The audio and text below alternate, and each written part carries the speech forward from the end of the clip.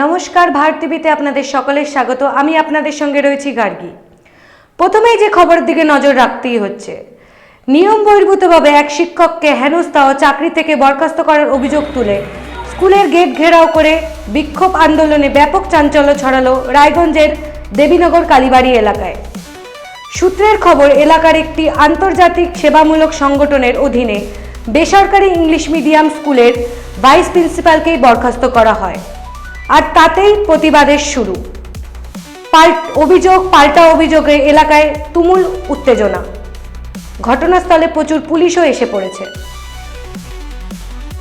আরও একবার জানিয়ে রাখি, নিয়ম বহির্ভূতভাবে এক শিক্ষককে হেনস্থা ও চাকরির বরখাস্ত করার অভিযোগ তুলে স্কুলের গেট ঘেরাও করে বিক্ষোভ আন্দোলনের ব্যাপক চাঞ্চল্য ছড়ালো রায়গঞ্জের দেবীনগর কালীবাড়ি এলাকায়। সূত্রের খবর, এই এলাকার একটি আন্তর্জাতিক সেবামূলক সংগঠনের অধীনে বেসরকারি ইংলিশ মিডিয়াম স্কুলের ভাইস প্রিন্সিপালকেই বরখাস্ত করা হয়, আর তাতেই প্রতিবাদের শুরু। পাল্টা অভিযোগের ঘটনায় এলাকায় তুমুল অশান্তি। ঘটনাস্থলে প্রচুর পুলিশও এসে পড়েছে। আপনাদের আরও একবার জানিয়ে রাখি, নিয়ম বহির্ভূতভাবে এক শিক্ষককে হেনস্থা ও চাকরি থেকে বরখাস্ত করার অভিযোগ তুলে স্কুলের গেট ঘেরাও করে বিক্ষোভ আন্দোলনে ব্যাপক চাঞ্চল্য ছড়ালো রায়গঞ্জ দেবীনগর কালীবাড়ি এলাকায়। সূত্রের খবর, এলাকার একটি আন্তর্জাতিক সেবামূলক সংগঠনের অধীনে বেসরকারি ইংলিশ মিডিয়াম স্কুলের ভাইস প্রিন্সিপালকেই বরখাস্ত করা হয়, আর তাতেই প্রতিবাদের শুরু। পাল্টা অভিযোগের ঘটনায় এলাকায় তুমুল উত্তেজনা। ঘটনাস্থলে প্রচুর পুলিশও এসে পড়েছে। এই বিষয়ে আরো বিস্তারিত জেনে নেব আমাদের সম্পাদক রূপক ঘোষের কাছ থেকে। দেখো গার্গী, এই মুহূর্তে কিন্তু এখনো প্রচুর পুলিশ বাহিনী কিন্তু মোতায়েন রয়েছে এই বিদ্যালয়ের সামনে, এবং সবচাইতে বড় যেটা উল্লেখযোগ্য বিষয়, এই বিদ্যালয়ের ভাইস প্রিন্সিপাল তাকে বরখাস্ত করার সিদ্ধান্ত নেয় ম্যানেজমেন্ট, এবং তারপরেই কিন্তু উত্তেজনা চরমে ওঠে। এবং গতকাল থেকে, তোমাকে জানিয়ে রাখি, গতকাল থেকে কিন্তু এই উত্তেজনা পর্ব চলছে, এবং প্রচুর প্রচুর পুলিশ বাহিনী ইতিমধ্যেই ঘটনাস্থলে মোতায়েন রয়েছে। এবং দেবীনগর কালীবাড়ি সংলগ্ন এই যে আন্তর্জাতিক সেবামূলক সংগঠনের যে বিদ্যালয়টি রয়েছে, ইংলিশ মিডিয়াম স্কুলটি রয়েছে, সেখানে কিন্তু কার্যত প্রায় একটা অচলাবস্থা তৈরি হয়ে গিয়েছে বলাই যায়। সবটা মিলিয়ে কিন্তু এই মুহূর্তেও কিন্তু প্রচুর পুলিশ রয়েছে, পুলিশের ভ্যান রয়েছে, এমনকি অভিভাবকরা তারাও কিন্তু গেটের সামনে রয়েছেন এবং প্রতিবাদ তারা জানাচ্ছেন। সঠিক কি কারণে তাকে বরখাস্ত করা হলো তা জানতে চেয়ে কিন্তু ইতিমধ্যেই যথেষ্ট কিন্তু চাঞ্চল্য ছড়িয়ে পড়েছে এলাকায়, এবং সবটা মিলিয়ে পাল্টা অভিযোগ সবটাতে কিন্তু একটা যথেষ্ট চাঞ্চল্য ছড়িয়ে রয়েছে। এবং এই উত্তেজনা পর্ব কতক্ষণে মেটে, এর কোনো সমাধান সূত্র পাওয়া যায় কিনা সেদিকে কিন্তু আমাদের সকলের নজর থাকবে। গার্গী, অভিযোগ তো অ্যাকচুয়ালি দীর্ঘদিন ধরে একটা ষড়যন্ত্র হচ্ছে, এবং এই ষড়যন্ত্রটা মূলত হচ্ছেন আমাদের স্কুলের ক্লার্ক সুপর্ণা পাল মজুমদার, জয়ন্তী বাসু নিয়োগী, স্কুলের প্রিন্সিপাল রাকেশ বসু রয়, এবং স্বামী নিরঞ্জনানন্দ মহারাজ, যিনি এই স্কুলের সেক্রেটারি।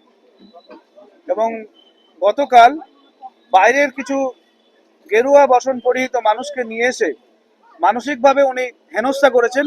তাদেরকে আমরা চিনি না, স্কুল কমিটি তারা কেউ না সম্ভবত, তার কারণ আমি যেহেতু একটা পোস্টে আছি, তাদের ম্যানেজিং কমিটিতে নাম আছে কিনা সেটা আমি বুঝতে পারিনি, এবং এটাতে আমি খুব মর্মাহত হয়েছি। এবং যেভাবে ওনারা কালকে থ্রেট দিয়েছিলেন বারংবার এই আশ্রমের অলোক মহারাজ, ভুবন মহারাজ থেকে শুরু করে, তাতে আমার মনে হয় যে শিক্ষকদের সম্মান ওনারা ভুল উন্ঠিত করেছেন। এবং আমি ফর ইনস্ট্যান্স একটা কথা বলি, এই স্বামী নিরঞ্জনানন্দ মহারাজ উনি আমাদের স্কুলের মাস্টারমশাইদেরকে দিয়ে জোর জবরদস্তি ঘাস কাটা করিয়েছেন, এবং ওনার সম্বন্ধে আমি বাইরেও শুনেছি যে উনি মদ্যপান করেন রাত্রিবেলায়, এবং দিনে উনি মদ্যপান করার যে সিমটমগুলো আমি যেটা স্টাডি করে দেখেছি, যে দিনে এসে উনি চড়াও হন সেটা উনি করেন। কালে ভদ্র উনি মিটিং ডাকেন না, উনি একজন অটোক্রিটিক্যালি যা মনে হয় তাই উনি করেন। যখন তখন উনি টিচারদেরকে টার্মিনেট করার হুমকি দেন, এবং আমি যদি এই স্কুল থেকে বেরিয়ে যাই, আমার এটা ধারণা আরো 10-12 জন টিচারকে উনি টার্গেট করেছেন, এবং উনি বেতনও ঠিক মতো ভাবে দেন না। কোনো মাসে 26 তারিখে বেতন দেন, কোনো মাসে 15 তারিখে বেতন দেন, এই মাসেও বেতন এখনো কিন্তু হয়নি। আমি একজন পার্মানেন্ট সিবিএসসি স্টাফ, এবং আমি জানি যদি কোনো স্টাফকে টার্মিনেট করতে হয় তার আগে শোকজ দিতে হয়, সেই শোকজও উনি দেননি। ওনাকে বলেছিলাম, আপনার যদি আমার বিরুদ্ধেও কোনো অভিযোগ থাকে তাহলে আপনি শোকজ ইস্যু করুন, আমি তার জবাব যদি আপনাকে মনে করি দেব না, আমি আদালতে গিয়ে তার জবাব দিতে প্রস্তুত আছি। তিনি সেটা শোনেননি, উল্টে কুননের মহারাজ, সম্ভবত আমি যাকে আইডেন্টিফাই করেছি তার নামটা এই মুহূর্তে ঠিক আসছেন না, তিনিও যাচ্ছে তাই ভাবে থ্রেট দিয়েছেন এবং তিনি বিভিন্ন রকমের অপব্যাখ্যা এখানে দিচ্ছিলেন। উনি আমাদের স্কুলের ম্যানেজিং কমিটিতে আছেন কিনা সেইটাও আমি জানি না। বারংবার, শুধু গতকালের ঘটনা না, এখানে বারংবার বিভিন্ন মানুষজনকে আনানো হয় এবং শিক্ষক শিক্ষিকাদের শাস্তিও দেওয়া হয় এবং ভিতরে ভিতরে টার্মিনেশন করার ভয় দেখানো হয়। আজকে আমি স্কুলে অ্যাজ ইউজুয়াল আসতে চাইছিলাম, যেহেতু আমার মনে হয়েছে আমার সঙ্গে যেটা হয়েছে খুব অন্যায়, আমি স্কুলে অ্যাজ ইউজুয়াল ঢুকবো এবং আমার কোনো শোকজ এখন অব্দি আমি পাইনি। কিন্তু এখানে গেটে দেখলাম আবার সেই ভুবন মহারাজ এবং অলোক মহারাজ, তারাও ম্যানেজিং কমিটিতে আছে কিনা সেটাও আমার এখনো জানা নেই। আগে শুনেছিলাম যে এখানকার মোহনানন্দ যে মহারাজ তিনি প্রেসিডেন্ট ছিলেন, তাকে হয়তো বহিষ্কার করা হয়েছে। ভিতরের গল্প এগুলো জানা যাচ্ছে না, হয়তো মন খারাপ করে তিনি আর আসছেন না এখানে।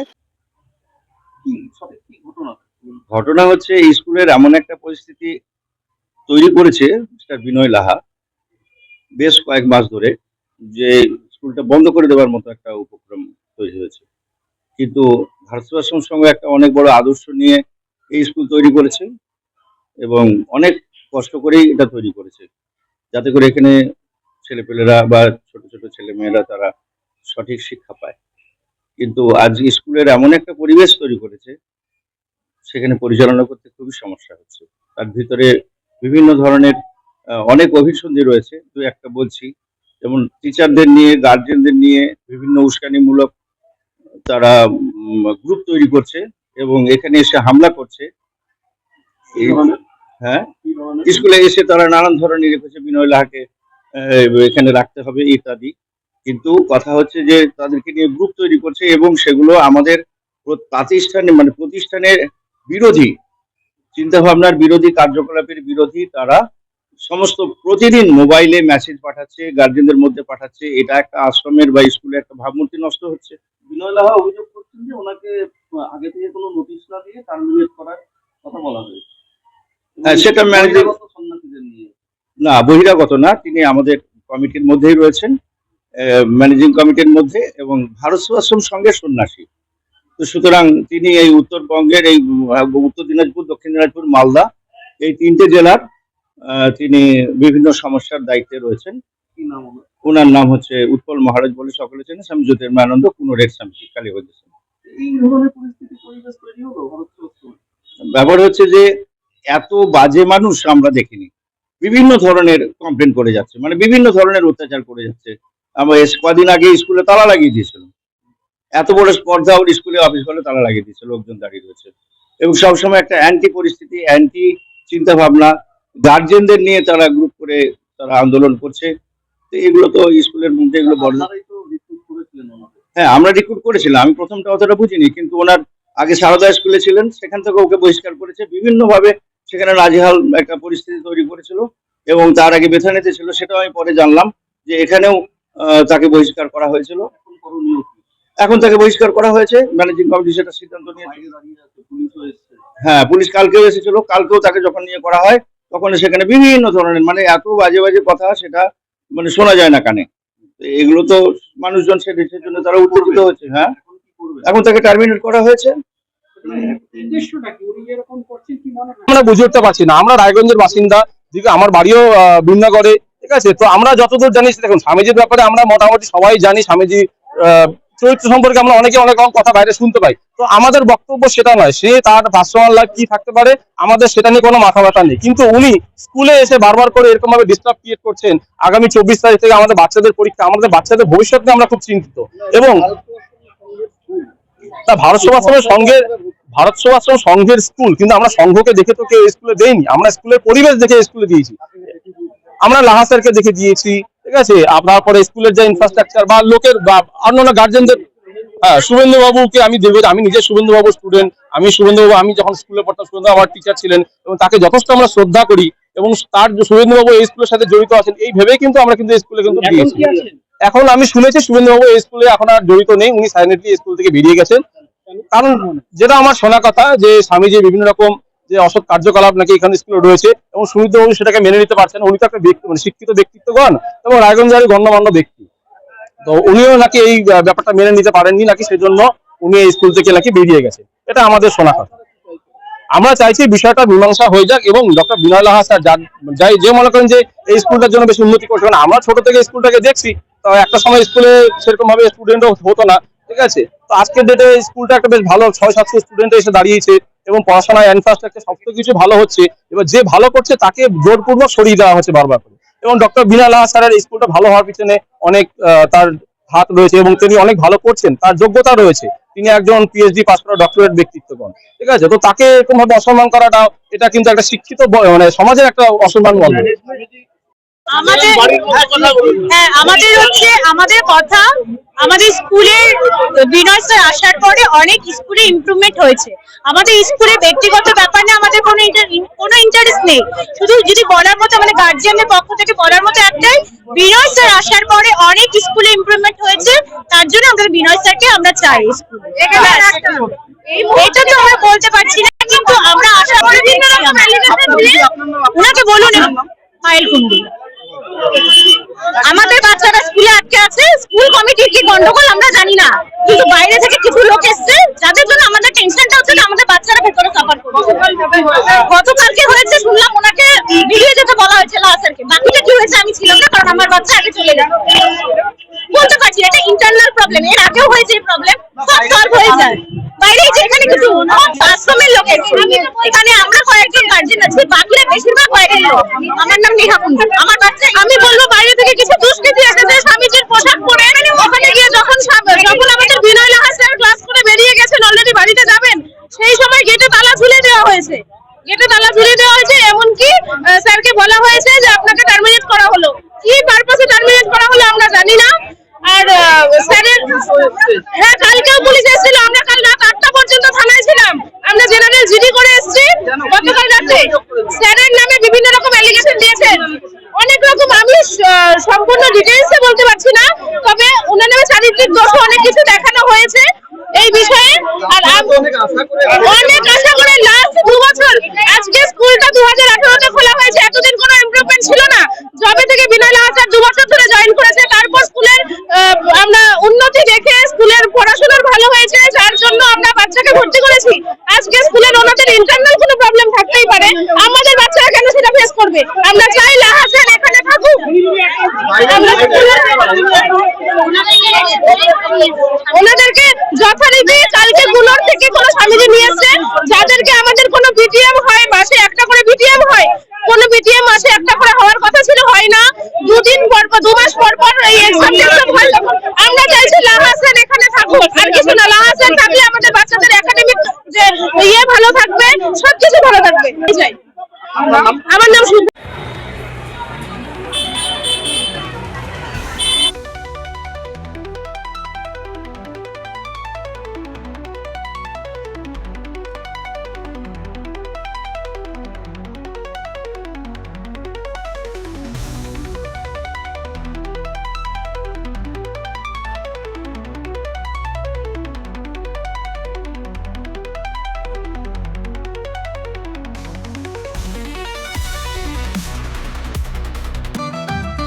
রেডিমেড পোশাকের মনকাড়া কালেকশন নিয়ে এবার হাজির রায়গঞ্জের বসন্ত স্টোর্স।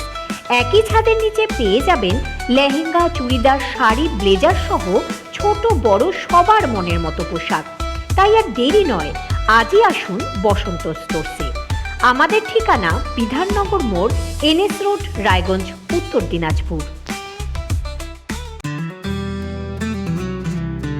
গ্রসারি থেকে কসমেটিক্স,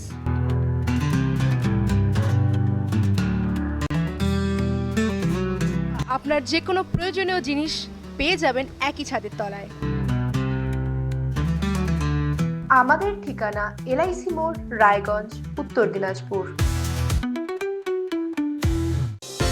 চোখের সমস্যা বাড়ার আগেই আজই আসুন জীবন রেখা হসপিটাল, আপনার পরিবারের নতুন ভরসা। আপনার স্বপ্ন এবার আপনার শহর রায়গঞ্জে।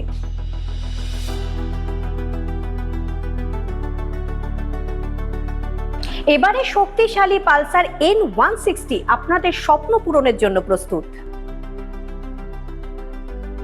সবচেয়ে কম দামে এবং আকর্ষণীয় ছাড়ে পেয়ে যাবেন আপনার স্বপ্নের বাইকটি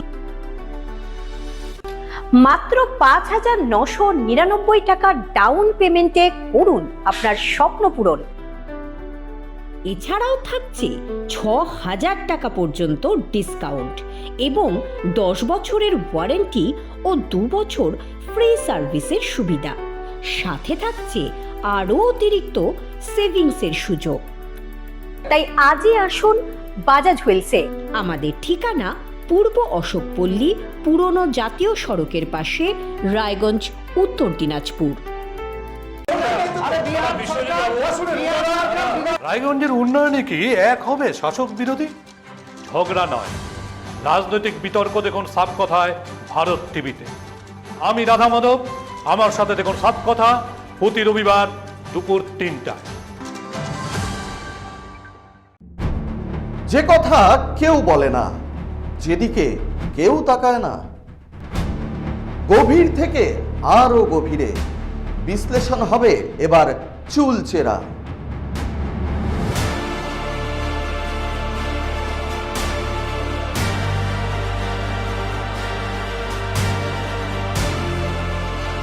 কারোর দাবেদারি নয়।